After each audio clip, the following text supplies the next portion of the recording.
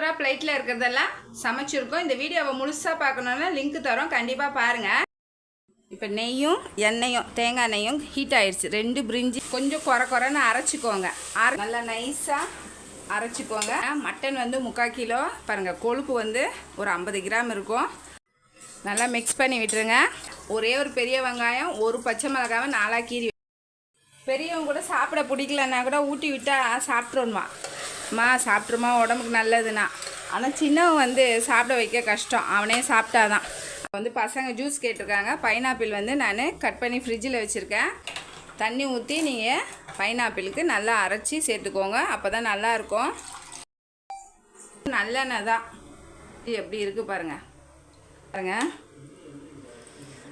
கலரும் செம்மையாக இருக்குது, சாதமும் சூப்பராக வந்திருக்கு உங்களுக்கு.